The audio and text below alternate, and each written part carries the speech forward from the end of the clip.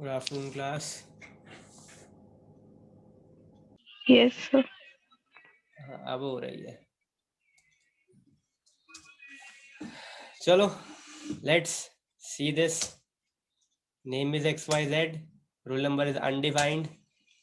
ठीक है, तो चला प्रॉपरली, चला ना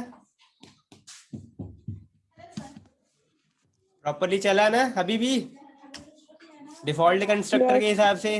नेम इज XYZ क्योंकि हमने यहाँ पे देखो नेम सप्लाई कर दिया है।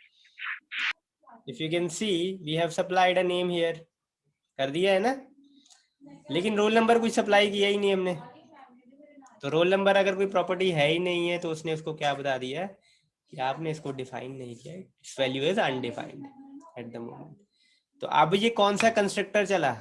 ये चला आपका डिफॉल्ट कंस्ट्रक्टर, जिसकी ना कोई बॉडी है ना ही कोई आर्ग्यूमेंट है। Is that okay? Is that okay? Yes sir. ये आपका जैसे नॉर्मल प्रोग्रामिंग लैंग्वेजेस आप पढ़ रहे हो, C++ या जावा में जो आप पढ़ रहे हो, सेम सेम है। ऑब्वियसली आपकी कुछ कीवर्ड्स या वे अलग हो सकता है, लेकिन कॉन्सेप्ट सेम है कि आप कंस्ट्रक्टर नहीं लगाते हो तो डिफॉल्ट कंस्ट्रक्टर लगा देता है आपका। इसमें कंपाइलर नहीं है, ऑब्वियसली इंटरप्रेटर है। ट्रांसलेटर आप जेनेरिक फॉर्म में ले लो। ट्रांसलेटर क्या करता है, वो आपका डिफॉल्ट कंस्ट्रक्टर लगा देता है। ठीक है, is that okay? Yes sir. और आपको कोई प्रॉपर्टी डिफाइन करने की जरूरत नहीं पड़ती है, आप प्रॉपर्टी को यूज कर सकते हो। यहाँ पर जैसे नेम मैंने किया, मैं रोल नंबर भी कर सकता हूँ। यहाँ पर ये देखो, मेरे को ऊपर डिफाइन तो कहीं नहीं ना की है property, but still I can use it, है ना? Is that okay? यूज कर सकते हैं हम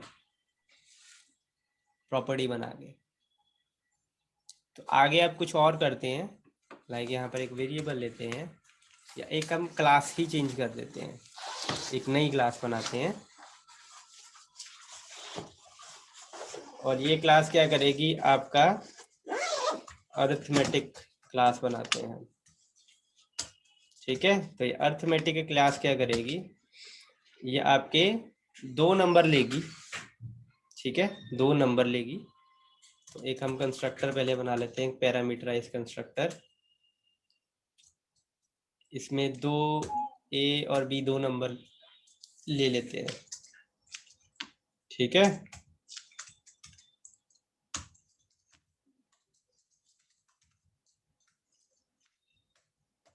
ठीक है, ऐसे कुछ हम उसमें डिफाइन कर देते हैं, एक A एक B। और एक फंक्शन बनाते हैं यहाँ पर, एडिशन का फंक्शन बनाते हैं। तो एडिशन क्या करेगा, रिटर्न करेगा कुछ। क्या रिटर्न करेगा, A+B। ठीक है, सब्ट्रैक्शन क्या करेगी, ऑब्वियसली मैं सारे नहीं बना रहा हूँ, यहाँ पर 3 बनाते हैं हम सिर्फ। और एक मल्टीप्लिकेशन बना देते हैं।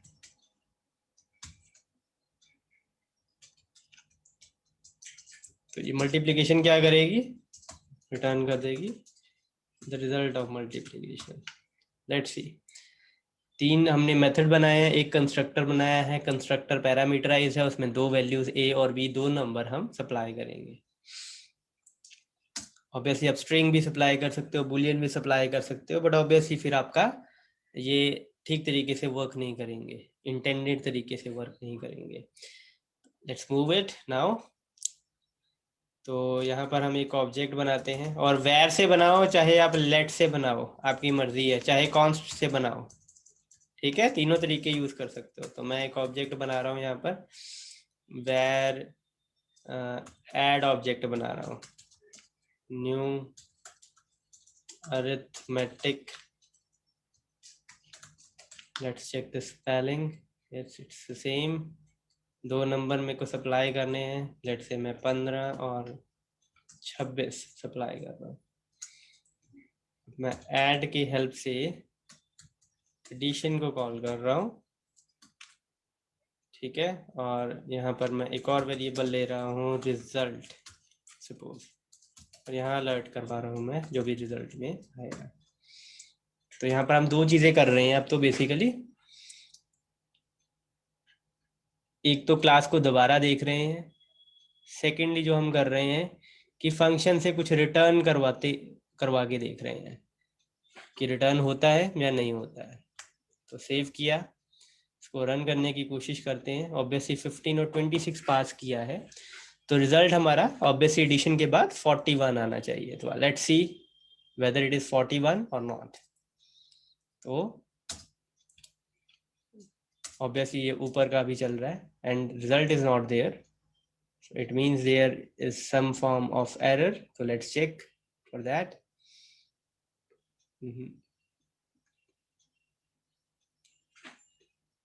इंस्पेक्ट करते हैं। यहाँ पर लाइन नंबर 84 में there is some form of error, तो रिटर्न नहीं करवा रहा है वो, ठीक है। we cannot return anything from here. is that okay? यहाँ से हम कुछ रिटर्न नहीं करवा पा रहे हैं, क्लियर है?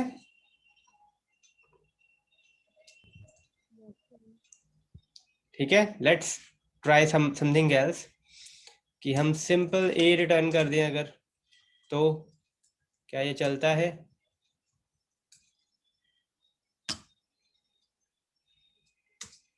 मतलब हो सकता है शायद एक्सप्रेशन ना रिटर्न करे, ठीक है। It still has an error over here, so it means we can not return a value from a method of your class. Is that okay? Is that okay? Yes, sir. और अगर हम यहीं पर alert कर देते हैं,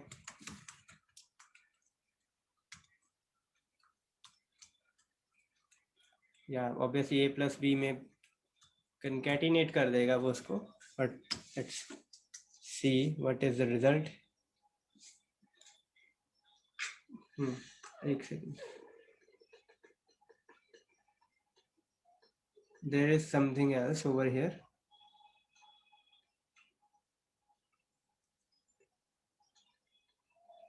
हमें देखना पड़ेगा इसको। Okay, wait, this keyword was missing. तो यहाँ पर हम पहले एक वेरिएबल लेते हैं लोकल c, यहाँ पर हम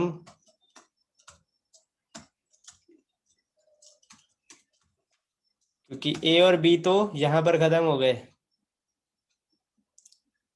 स्कोप हमने किए थे ना लास्ट में, ए और बी यहाँ पर आपके खत्म हो चुके हैं, वो यहाँ इसके बाहर तो है नहीं। तो अब रिटर्न करते हैं हम सी। सर कंस्ट्रक्टर के स्पेलिंग बोले थे। कंस्ट्रक्टर के स्पेलिंग, ओके, या लेट्स आल्सो। सर अभी भी सर सी यू नहीं आना। Okay, constructor now, yes, let's see now, it's okay. एक बार फिर रन करते हैं। Name is XYZ, that's roll number is undefined, now it is returning 41, okay. So इस बात का बहुत ख्याल रखना, this keyword needs to be there. ए और बी, ऑब्वियसली ए और बी से क्या होगा, ए और बी हमने यहाँ के लोकल आर्ग्यूमेंट्स लिए थे कंस्ट्रक्टर के, वही हम यहाँ पर यूज कर रहे थे, that is why it's producing an error, was producing an error. और अब ये एकदम सही चल रहा है, it is returning a value at dot addition जो भी वैल्यू रिटर्न करेगा वो आपकी यहाँ पर आ रही है रीस में, और फिर इसको हमने आउटपुट किया, that will give 41. So is that okay? यहाँ तक क्लियर है? यहाँ तक क्लियर है? Yes, sir. इसके बाद हमने अब देखा यहाँ पर अगर हम एक वेरिएबल लेते हैं, यहाँ पर एक वेरिएबल लेते हैं तो कोई एरर प्रोड्यूस नहीं हुआ है. We can introduce a local variable within a method, तो कोई फर्क नहीं पड़ता है. अब हम यहाँ देखते हैं कि यहाँ अगर वेरिएबल ले लें हम, तो यहाँ वेरिएबल ले लें, जैसे कि हम नंबर 1 और नंबर 2 दो वेरिएबल ले लेते हैं. तो हम यहाँ पर नंबर 1 और नंबर 2 में ये डालें, और फिर इसको अब मैं कमेंट कर देता हूँ, और यहाँ पर हम रिटर्न करें नंबर 1 प्लस नंबर 2. तो अब हमें दिस लगाने की ज़रूरत नहीं पड़नी चाहिए, क्योंकि ये तो ग्लोबल क्लास का ग्लोबल वेरिएबल हो गया. तो आप देखते हैं कि ये ग्लोबल वेरिएबल्स, क्लास के global variables, public variables class के हम डिफाइन कर सकते हैं कि नहीं, जिसका स्कोप पूरी क्लास हो, जिसका स्कोप पूरी क्लास हो. देखते हैं. Let's again reload. Unexpected identifier at 77. Yeah, here. तो where से नहीं कर सकते हैं. Let us suppose let से करते हैं. Let से हो सकता है कि नहीं.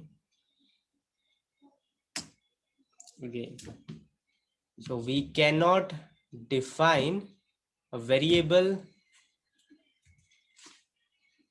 ठीक है, in a class using where, let or const. Is that okay? इतनी चीजें क्लियर है बेटा सभी को? Yes, sir. तो अभी एक बार क्विक रिकैप देखते हैं. क्लास बनाने के लिए कौन सा कीवर्ड? Class keyword. क्लास का नाम कुछ भी हो सकता है. जो रूल्स आपके फंक्शन में या वेरिएबल के नाम में होते हैं वही रूल आपके यहां पर भी लगेंगे. आप क्लास में, ठीक है, लोकल वेरिएबल्स नहीं बना सकते हो, लोकल प्रॉपर्टीज नहीं बना सकते हो. एक्सप्लिसिटली नहीं हम डिफाइन कर सकते, ठीक है, लेकिन ऐसे हम कर सकते हैं, ऐसे कर सकते हैं. दिस डॉट नम. आप देखते हैं अब चलता है कि नहीं, मतलब हमें बार बार दिस कीवर्ड को यूज करना पड़ेगा कि नहीं करना पड़ेगा. ठीक है, मतलब यहाँ पर दिस को यूज करना पड़ता है कि नहीं करना पड़ता है. Let's see. There is again an error at 85 line, मतलब यहाँ भी हमें दिस को यूज करना पड़ेगा. तो प्रॉपर्टीज के लिए आपको प्रीफिक्स करना ही पड़ेगा दिस कीवर्ड के साथ. ठीक है, प्रॉपर्टीज दिस डॉट प्रीफिक्स होगा ही उसके साथ. Is that okay? क्लास का कंस्ट्रक्टर होना चाहिए. अगर नहीं होता है तो बिना आर्ग्यूमेंट के और बिना बॉडी के एक डिफॉल्ट कंस्ट्रक्टर बन जाता है with an empty body and without any argument. आप इसमें जितने मर्जी मेथड्स डिफाइन कर सकते हो. ठीक है, पैरामीटर्स हो सकते हैं इन मेथड्स के. जरूरी नहीं है कि आप इसको इसके पैरामीटर नहीं डिफाइन कर सकते. आप इसमें वैल्यू दे सकते हो, जैसे a, b, 2 पैरामीटर दे सकते हो. Not an issue. ठीक है, पैरामीटराइज हो सकते हैं मेथड आपके. रिटर्न कर सकते हैं हम value same as your function. Properties obviously this के साथ ही आपकी डिफाइन होगी. जितने मर्जी मेथड आप डिफाइन करो. ऑब्जेक्ट को इनिशियलाइज करने के लिए, इंस्टांशिएट करने के लिए आप वैर, लेट, कॉन्स्ट कोई भी कीवर्ड यूज करो. ऑब्जेक्ट का नाम equal to new keyword, class का नाम और ब्रैकेट पैरामीटर्स पास कर सकते हो आप जो मैच करें इसमें डिफाइंड कंस्ट्रक्टर के साथ. कंस्ट्रक्टर के साथ मैच करने जाएंगे. Is that okay? Is that okay? Yes, sir. Yes, sir. एक चीज और करते हैं, अब मल्टीप्लिकेशन करते हैं, बट मैं क्या करता हूँ, मैं 3 नंबर लेता हूँ यहाँ पे, जो कि डिफाइंड नहीं है शुरू में कंस्ट्रक्टर में, लेकिन मैं बाद में डिफाइन कर देता हूँ इसको यहाँ पे।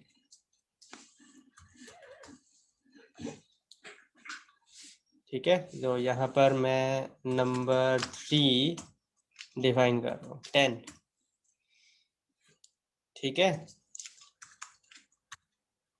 और रिजल्ट ही अगेन मैं यूज कर रहा हूँ।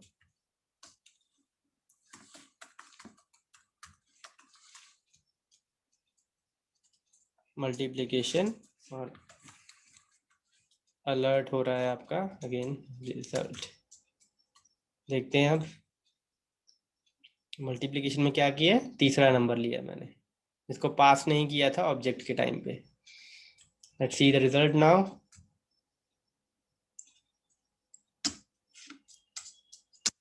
41 आया, और ये 25 कैसे आया?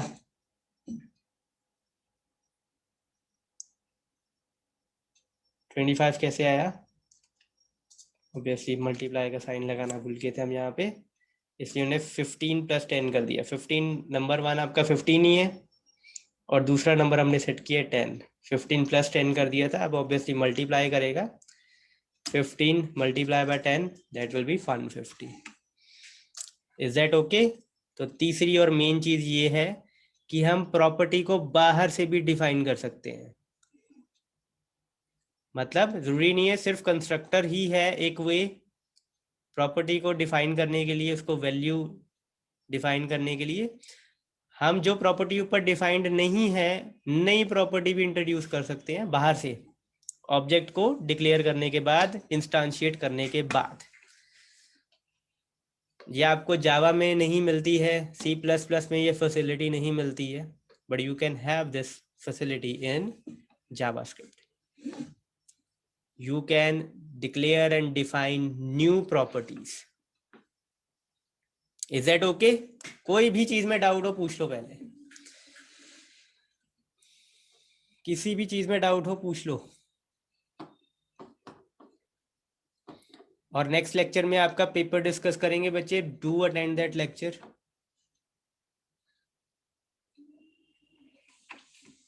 जो 8 क्वेश्चन थे वो डिस्कस करेंगे। और अभी जो बच्चे नए एंटर किए हैं, जिन्होंने अपनी अटेंडेंस नहीं बोली है, please mark your attendance first.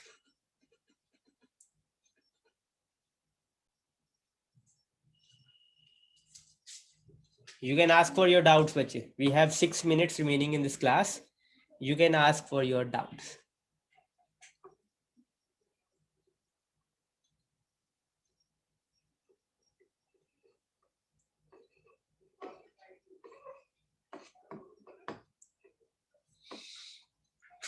No doubts? सब समझ आ गया?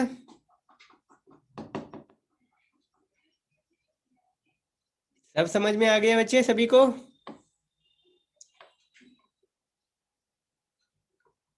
Am I audible to you all? Yes, sir. So आगे करें फिर? Yes, sir.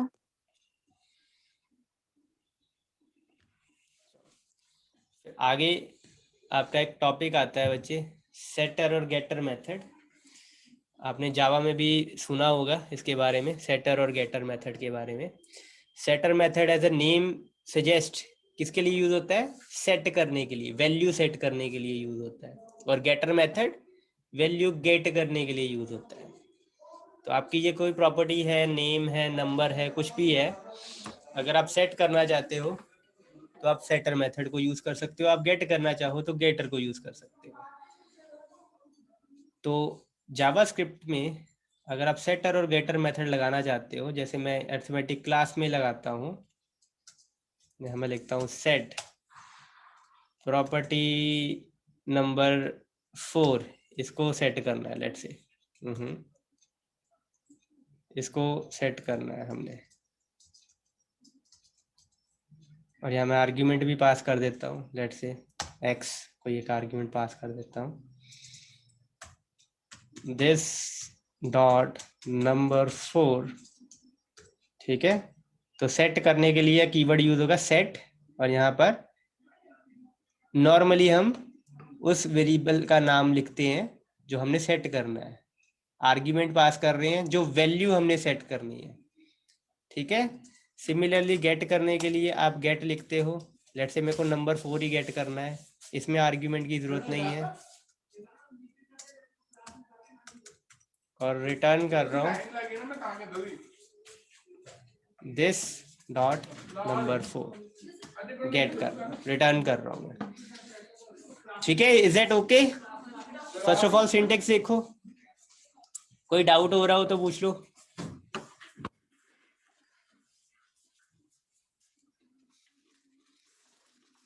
बोलो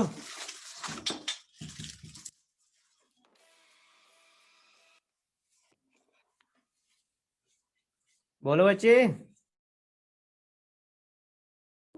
Clear, sir? No, sir.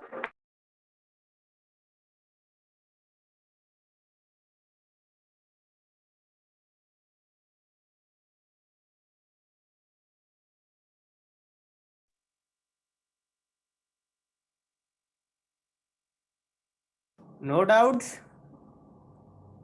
No, sir. तो ये देखो, इसको अब हम चला के देखते हैं। तो मैं नंबर 4 यहाँ पर सेट कर रहा हूँ, कॉल कर रहा हूँ, मतलब नंबर 4 को, तो अलर्ट कर रहा हूँ से नंबर 4, और नो सॉरी, सिंपल से हम इसको कॉल करते हैं, ऐड ऑब्जेक्ट है और नंबर 4 कॉल कर रहा हूँ मैं, और यहाँ पर लेट से मैं 20 मैंने उसको सेट किया है, और अब मैं अलर्ट कर रहा हूँ, ठीक है। सॉरी, इसका ये सिंटेक्स नहीं होता है, ये होता है।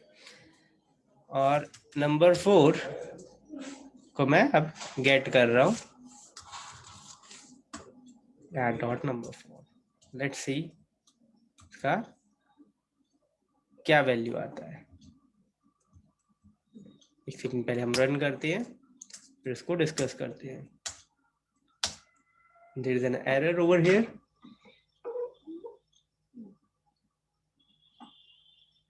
Maximum call stack size exceeded, बहुत बार कॉल हो गया, wait for it.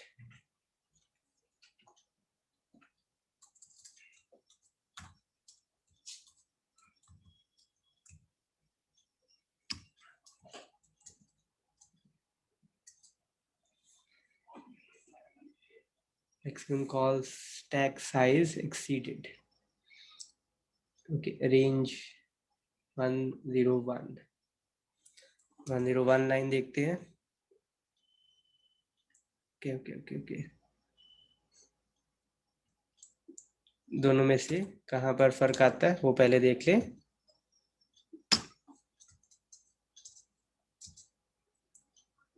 Console still range error आ रहा है।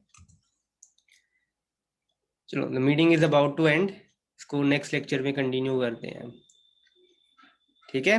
But the syntax over here is the same, set. Normally यहाँ पर हम जो वैल्यू आपने सेट करनी है वो क्या वैल्यू सेट करनी है, ठीक है। वेरिएबल जो सेट करना है, प्रॉपर्टी जो सेट करनी है, उसमें क्या वैल्यू सेट करनी है वो लेके जाते हैं, ठीक है। और गेट में क्या करते हैं हम, गेट में